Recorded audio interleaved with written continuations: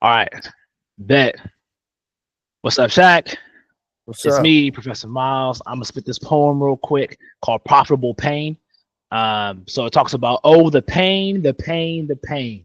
We are at the whim of corporate gain, never becoming more than an employee. We remain in disdain at the profitable pain. Can we leverage the debt? They bill us to death. It's unbearable at every turn, draining our accounts until there's nothing left.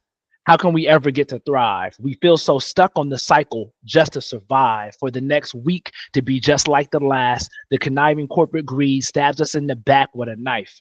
It's a life of just kicking the can, the life of bill to bill we cannot stand, unfathomable stress to have a family and home. We cannot bear the pain of always doing all we can. Oh, the pain, the pain, the pain. We are not at the whim of the corporate gain, never becoming more than an employee. We remain in disdain. Oh, at the profitable pain. So I really feel like we're in this rat race. We're employees. There's a whole game to play. And so I wrote that poem because I think we have to control what we can control. hmm And the reality is, like, if we're not a billionaire, we're not multi-millionaires, we're gonna just have to work. So today we're gonna focus on getting your resume right for this opportunity. That's over at TikTok. And this will just be our example for today. This is a real opportunity that we can really take advantage of. So I'm gonna pull up the job description hmm first. We'll read through the job description, and then after the reading through the job description, hold on, let me download it to my computer.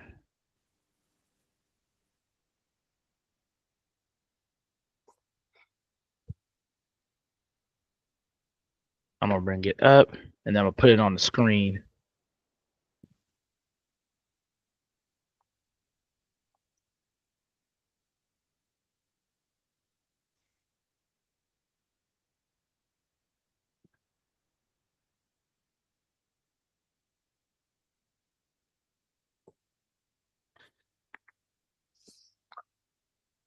And then we'll be able to pull up other stuff. Oh, I see somebody else texting me. Smell well.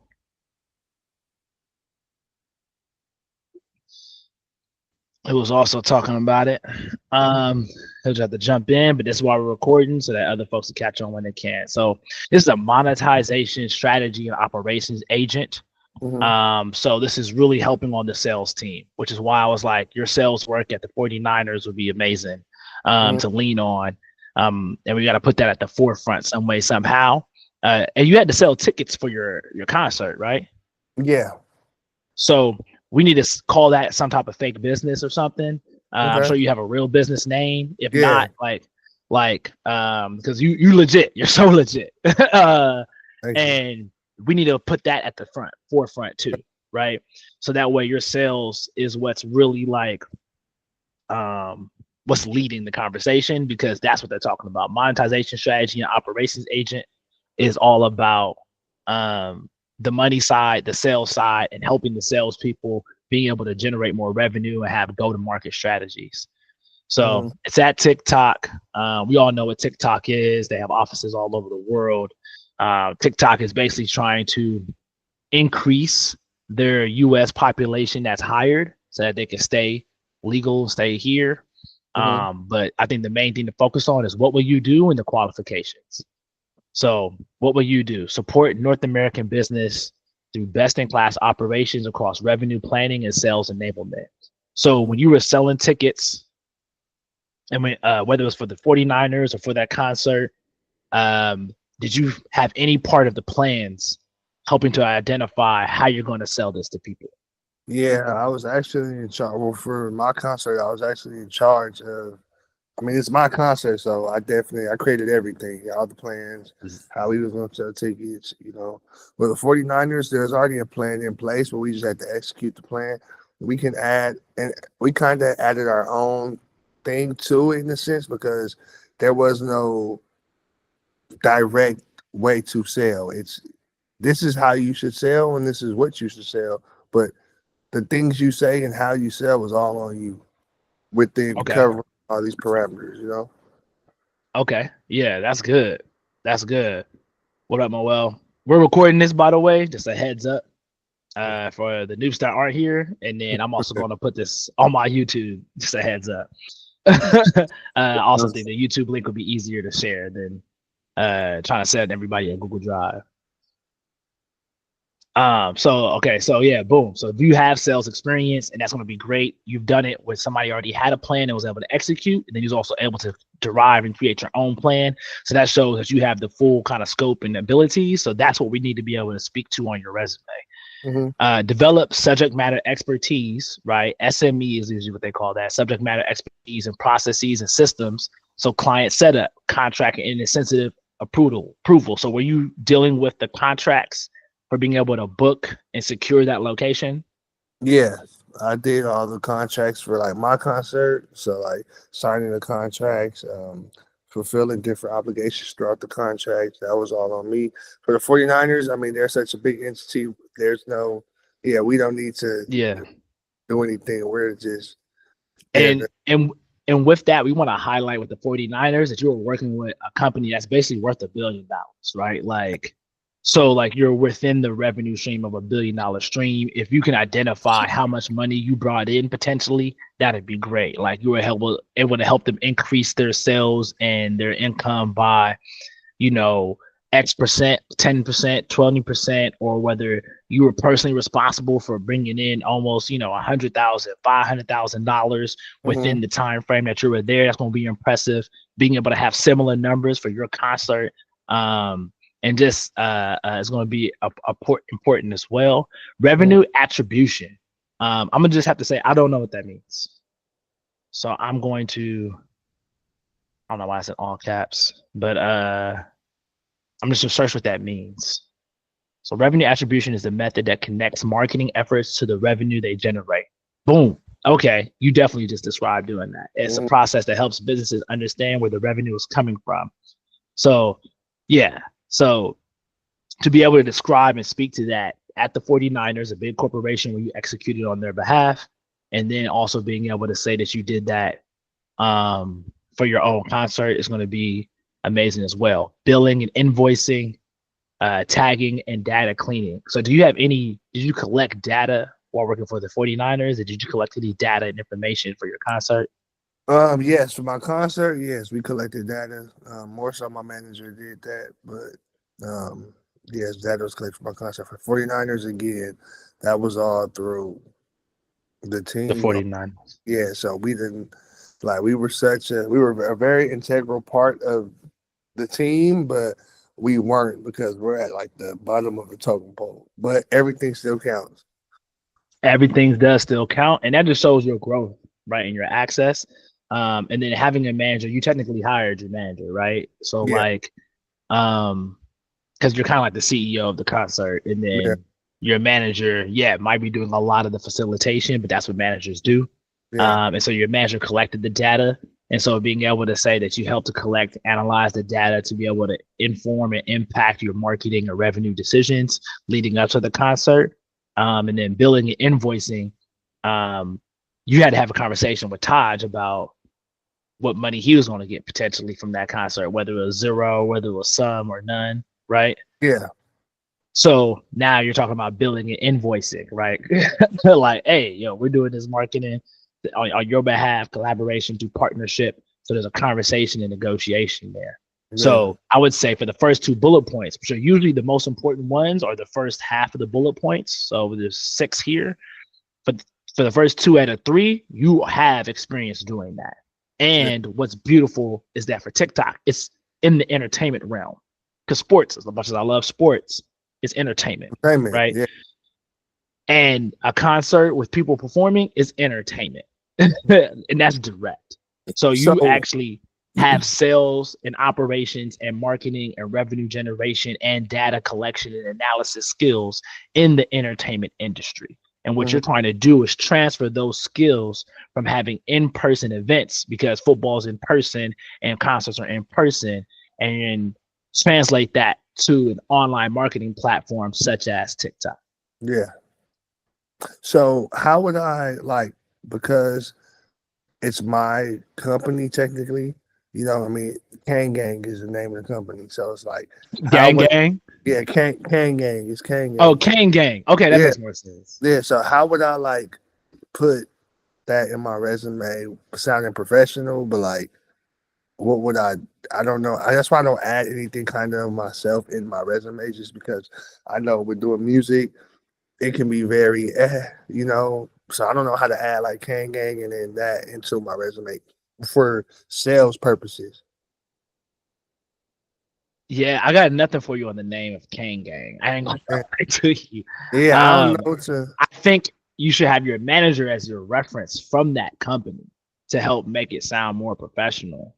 And I Or think you I could could put that. put entrepreneurship. If I could put entrepreneurship, but I it's think the a name of a generic. company sounds more official. And Yeah, since you're applying to work for somebody else, it needs to sound like you're working for someone else.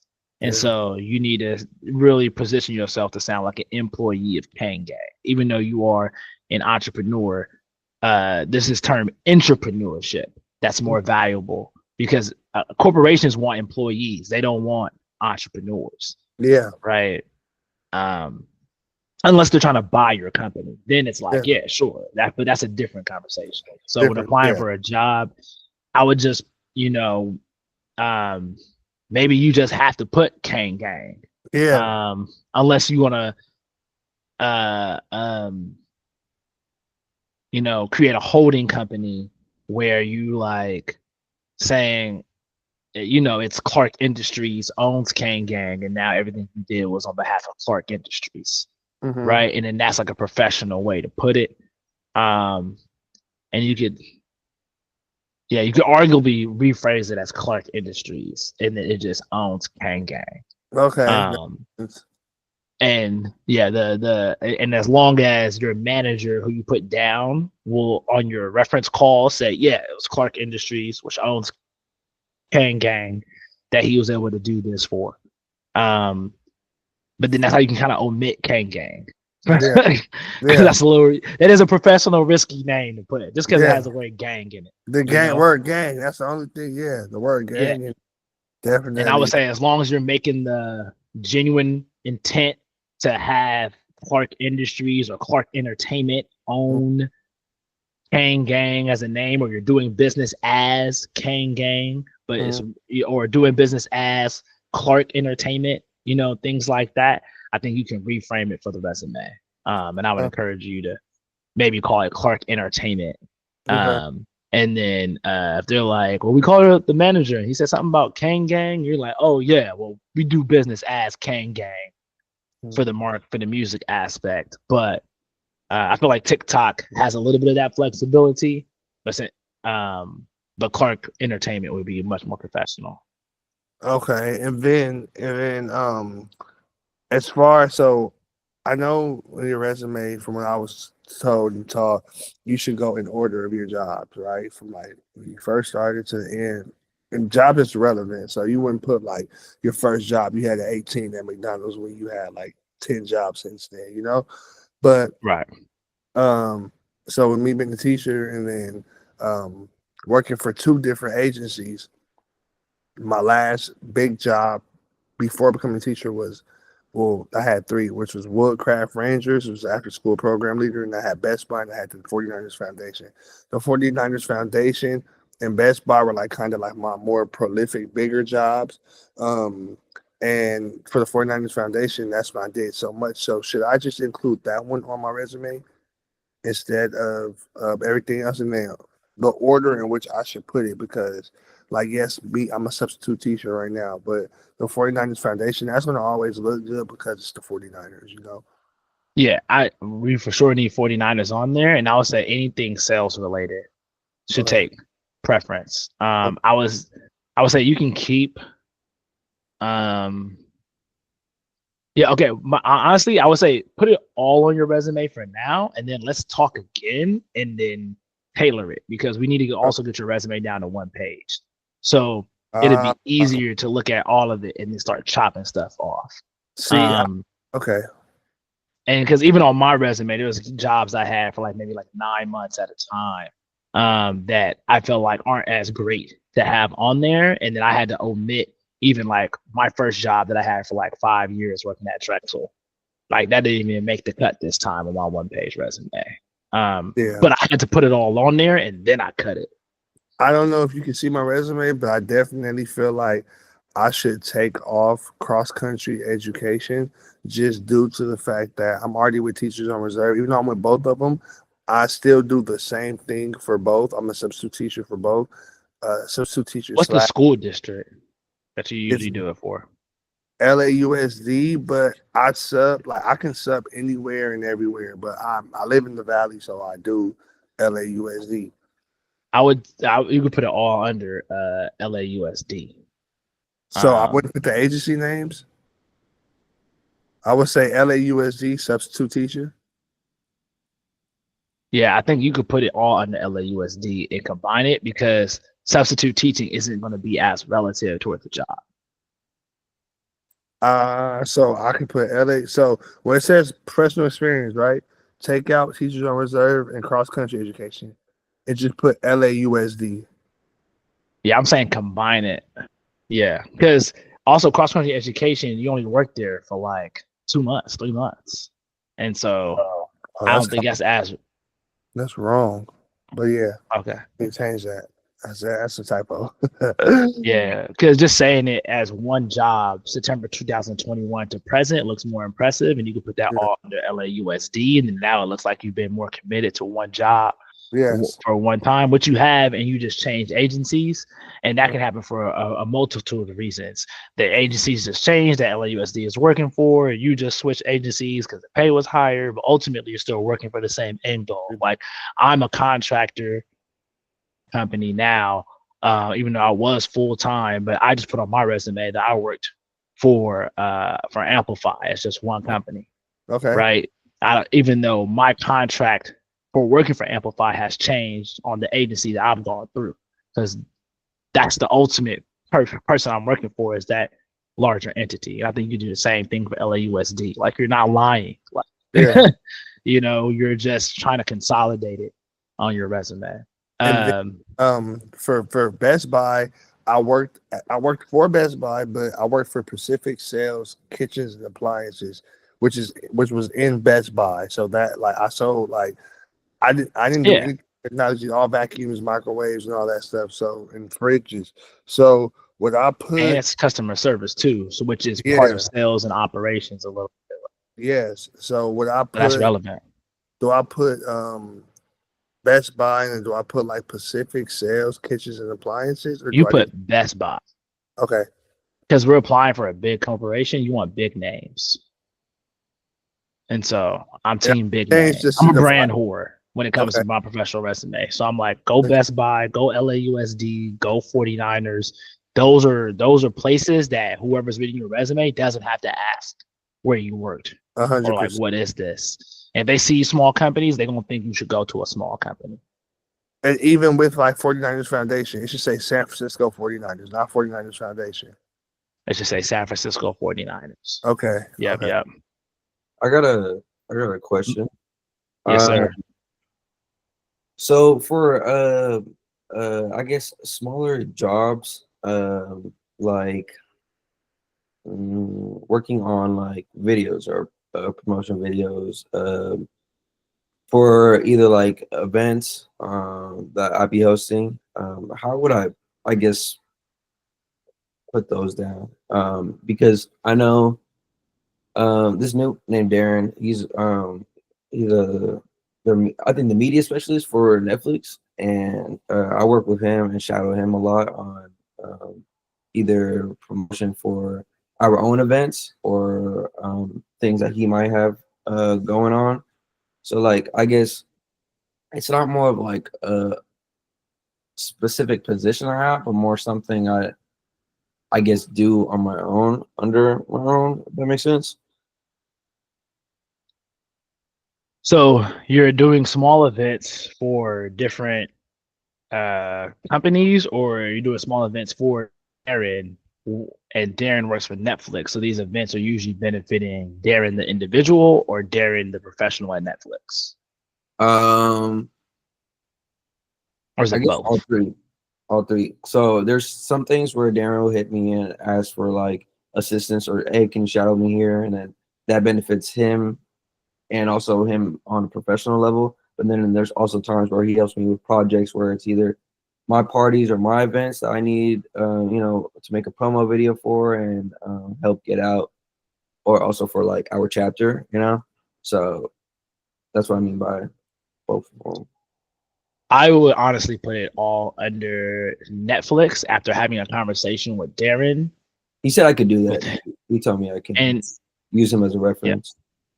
if you can use him as a reference and just say, yeah, like you've been able to do these promo videos for him, um, which are essentially you're doing these promo videos for Netflix and assisting him, and then you just need to consolidate it all to say that you're doing it all. They ask for, well, one, they never are going to probably ask for copies of these videos unless you're applying to a different type of job where they're saying like, we need you to create videos if we need to see your videos. Um, and then in that case, if it's all consolidated under Netflix, you're just like, yeah, this was a one-off project to help this college chapter, just to be nice, which would be your chapter, our chapter. And then at the same time, you have these other promo videos that are Netflix approved. And now you have this consolidation of you help the small groups, you help the large company, and some few stuff in between. And then when they call Darren, he's able to say, yeah, I love Moel. He literally would do videos to help out the little guy, the big guy, and everybody in between. Okay. And he's been able to do that all for me while we have been working at Netflix. And it comes down to your reference validating what you're saying on your resume. Okay, that makes sense. And then also your personal brand. I was just what Shaq was talking about earlier made me come up with a question. If you on like your one of your social media like platforms have like a solid like I guess following to it, I guess how are you able to utilize that to show that you're able to, I guess, work the media? If that makes sense. Yeah. So this is where you talk about growth strategy. And so let's say Shaq is under Clark Entertainment, right? I'm just using that name. You can literally name it whatever you want, Valley Entertainment, whatever. But you could say grown from 0 to 35,000 followers between September 2021 and present day. And then you use multiple bullet points to describe how and why, and then ideally how that has converted to sales or converted to revenue or converted to increasing impressions, depending upon what the job description is asking for. Does that make sense? Yeah, and so I guess where would that go under in the resume? I guess what category? So you have experience, and I'll put it under experience. But then I would probably list it last under jobs that you've been paid for. And so, give me a second. If I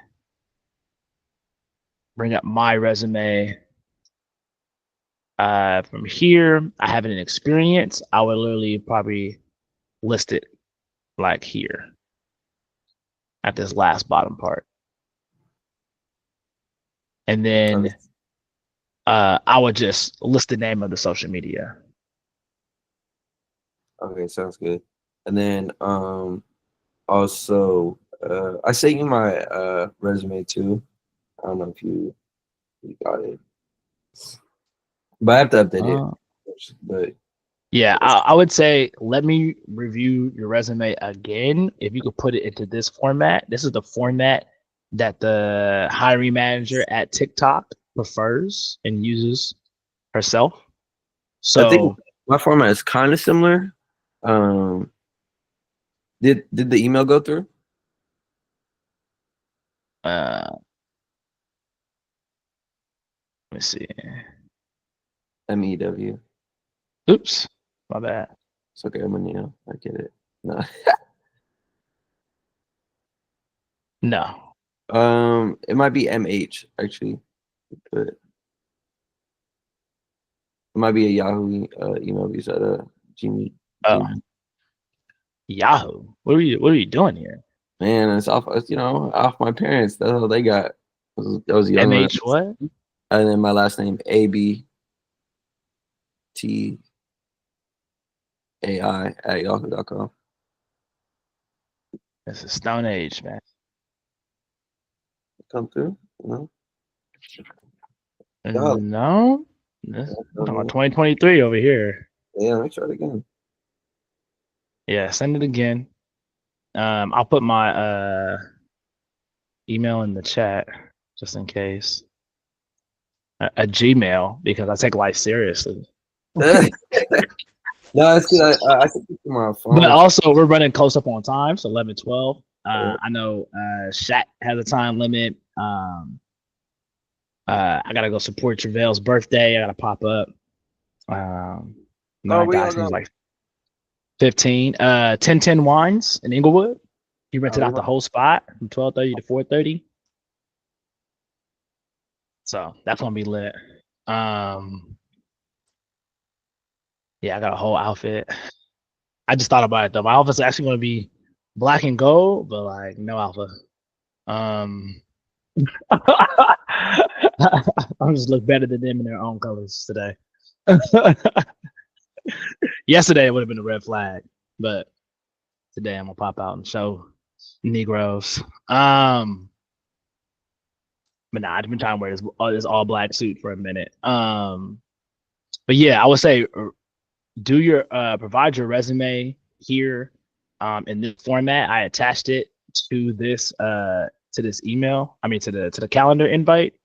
So you can have that. This is the email, this is the resume template that they prefer at TikTok. The reason this is best for applying to jobs in tech is because those automated systems that are checking your resume read it from left to right. So when you have stuff staggered in different ways, it's hard for them to read it. When you have a lot of spaces in your resume, it doesn't hit as professional as it could be. And so you want to be able to like only have spaces when you're going in between different sections. It's important to have numbers on your resume. So you see here, I was able to help grant earnings for KPIs to make sure that we can retain $2 million in different national operational costs, or making sure we're keeping our money. In addition to that, like today, I'm working with like $1 billion in revenue pipeline for all the different products that I have here. I did implementation for over 100 schools across the nation. It's important to like have numbers; those stand out, and those will catch people's eyes because the AI services are reading your resume in like 5 seconds, and if it makes it through because it's structured in a format that reads from left to right, and you finally make it through, some humans only going to look at it for 60 seconds at best, right? And they're going to look for the numbers. They're going to look for what's bold. And so you want to have that. And then these qualifications here can just list out what your actual qualifications and skills are right away. So that makes it easy for them to be able to like identify if you're doing what they want. It's real simple. It's real boring, but that's the way to win. So put your resume in this format and get it down to 1 page. No one's reading more than that. Just no one's reading your second page unless you're applying to be a CEO, CFO, vice president, like a job that's going to pay you $250K or more. No one's reading your second page, and that's just the truth. So, I would say that's what you want to focus on when you're building your resume and trying to get that popping. And I will attach this job description as well here too. The most important things, and make sure that you're speaking to these top 3 bullet points. So help the sales team understand how to navigate systems and handle day-to-day escalations was the last one we didn't really get to. SOP is like standard operating procedure for standard processes. You can just Google that real quick. Look at those key terms the same way that I Googled it earlier. Same I got thing a with question for you. MSO, and then be Is able to it make sure you're implementing those words into your resume. Go ahead, Shaq. is it important to keep your city at the top of your resume? Like on yours, how you have Los Angeles, California, should you keep that there? Yes. And that's Because because you can see where they're hiring at Los Angeles, New York. And and technically, I live in Hawthorne. So it's like mhm. I'm just putting LA though. I only ask that because the format, see, my name is too long, and then the city, my phone number, my email's too long, and then my LinkedIn profile. So everything goes like how you had it, except my LinkedIn profile goes under my name in the city. So the format isn't straight across, like how yours was, because my Okay. name. Yeah. So I'm like, do I remove the city or should I just do I leave it as is, like underneath my LinkedIn profile? So yeah, you gotta have the city, the LinkedIn profile is important. I think I have this at size 10 font. This is at 14. Maybe make your name in size 12 font Okay. to keep it there. And then Yep, that works. that works. Okay. Yeah, size 12 and size 12 for my name worked. Everything else got there, and then everything else is a size 10. Boom. Bow. Good. We But never want to but go lower than 10 font. Otherwise, it's like super hard to read. 12 okay. font to is usually good for name and the bolded sections. Mm, So that it's actually able to read. And if you're living in between 10 and 12 for what you want people to read, you're mm. good. You're Okay. good. How would you make your LinkedIn profile? Like how you had yours is a hyperlink where you can click it. Mine's is there, but it's not like clickable. Make it just underline it and make it blue. So like if I go here, I literally just had to make it blue. As you can see, it's already highlighted blue because I literally had to do it myself. And then maybe underline it. So underline it and make it blue. And Which, then go to the which last part where it's here, like where I have the cursor like blinking at the end, yeah. and then Mhm. press space. And for Okay. some reason, that just makes it a Okay. hyperlink that works.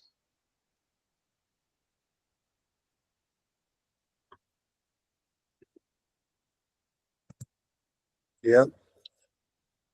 That did it. Yep. That did it. What are we talking about? Okay. All right. Awesome. So uh I'm going to finish with a poem because I'm gonna start and end everything with a poem. Um and trying to be the financial poet that I am and trying to help our people advance their economic means Hmm. today and every day for the rest of my life. So I started off with talking about the profitable pain of working for corporate America, but this is an affirmation that I say to myself whenever I'm feeling down. So there's a affirmation poem I used to recite when I was helping people who were in workforce development. So this job here at Leaders Up is where I actually started writing and performing this poem in Chicago, San Francisco, and in LA. So it's I'm an underground king running fast like Harriet, king of the city, speeding past in an all gold chariot. I got the world on my back. Don't worry, I can carry it. Success tastes better than fresh bacon wrapped asparagus. So life is simple, mind, body, and soul. I'm the water and the clay, maker of my mold. No longer a slave, so I cannot be sold. I'm the best king around, 6 feet of gold. See my passions, talents, skills. I'm a walking inspiration. I give my best every day. That's the greatest compensation. So the greatest fact to say, I didn't hold back today.